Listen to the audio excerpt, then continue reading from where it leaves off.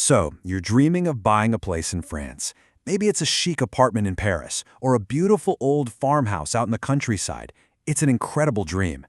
But as you start looking, you're going to run into a figure who is absolutely central to the whole thing, but, well, let's be honest, pretty confusing for most of us from outside of France: the notaire. Who is this person? And more to the point, why do they seem to come with such a massive price tag? Let's get into it. Right. This is probably one of the first things that gives international buyers a real shock. You find that perfect property, you agree on the price, and then someone tells you to budget for an extra, and I mean very extra, notaire fee.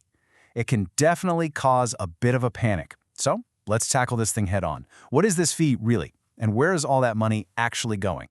And there it is, 7 to 8% of the purchase price. Just to put that in perspective, on a 500,000 euro property, that's up to 40,000 euros. Now, if you're thinking, wait, that is an insane amount of money to pay one lawyer, you're not wrong to be shocked. But what if I told you that calling it a notaire's fee is maybe the biggest misunderstanding in all of French real estate? To get the fee, you first have to get the role. And this is where most of us from common law countries get tripped up, because the French notaire is nothing like the lawyer you'd hire back home in the US or the UK. We're talking about a completely different legal universe. Here it is, the key difference. In places like the US or the UK, you hire a lawyer, the seller hires a lawyer, and they each fight for your side. It's adversarial. But in France, the notaire is not on your team. They're not on the seller's team either. They are a neutral public official who represents the French state, and their job is to make sure the deal is 100% legal and fair for everybody. Let's be really clear on this. A French notaire is a highly specialized lawyer who has been appointed by the Minister of Justice to act as a public officer. Their main loyalty isn't to you or the seller, it's to the integrity of the transaction itself. Think of them less as your personal advocate and more as the government's official referee for the sale. This quote just nails it. The notaire has to watch over the interests of all parties. Their job is to prevent problems and conflict from ever happening, not to win the argument for a client. That impartiality isn't just a nice idea, it's a legal requirement.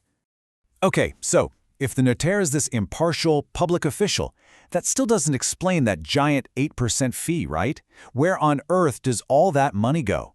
Well, get ready for the big reveal, because we're about to break it down. This chart changes the whole conversation. Just look at it. A massive 80% of the so-called notaire fee, it's actually just taxes. Taxes the notaire is required to collect for the French government. Their actual regulated pay is only about 1/10 of the total cost. Calling it a notaire fee is completely misleading. It's really a property acquisition tax. And here's an even closer look. The huge chunk of it, nearly 6% of the property's price, is just transfer duties, kind of like a stamp duty. It goes straight to the state and local governments. The notaire's actual paycheck for all their work is a government-regulated fee, usually sitting at around just 1%.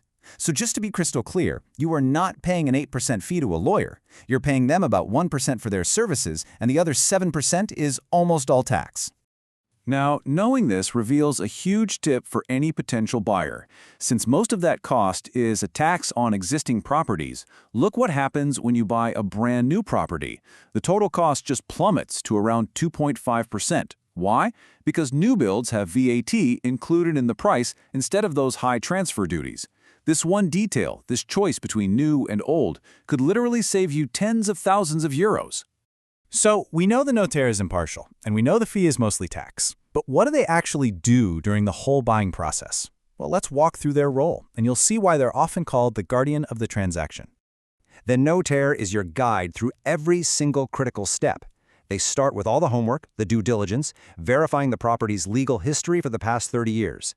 Then they draft that crucial first contract, the compromis de vente, and hold your deposit securely in an escrow account.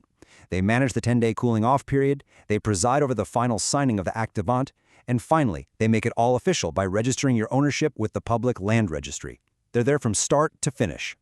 And the final product of all this careful work is something incredibly powerful, the acte authentique, or the final deed. Now, this isn't just some regular contract. It has the same legal force as a judgment from a court of law. It's conclusive, basically incontestable proof that you are the owner. The original is then archived by the notaire for 75 years. This process makes your title to the property unbelievably secure. It's a real strength of the French system. So what does this all mean for you, as someone looking to buy in France? Let's pull all this together into the most important, actionable advice you need to know to navigate the process smoothly. All right, here's your action plan. First, get a notaire involved early. Don't wait until you've found a place. Initial consultations are often free. Second, and this is huge, as the buyer, you have the right to choose your own notaire, even if the seller already has one. It costs you nothing extra. They just split the fee, but it gives you someone you've chosen and trust. Third, always budget that 7 to 8% for an existing property. And remember, that's usually cash you need on top of your mortgage. And finally, if you can't be in France for the closing, ask about remote signing. It's often possible. And of course, it's so important to say that this is for educational purposes only. We've covered the general system, but every single purchase is unique. For guidance that's tailored to your personal situation, you absolutely must consult with a qualified professional like a notaire or financial advisor. You know, when you step back, it all comes down to a really different philosophy. The French system, with the notaire right at the center, is all about prevention. It's designed to stop legal problems before they can ever start by doing all the verification up front to create an ironclad public record. That's a very different mindset from systems that rely more on things like title insurance and lawsuits to fix problems after they've already happened. It leaves us with a pretty interesting question, doesn't it? Which approach truly provides more long-term security?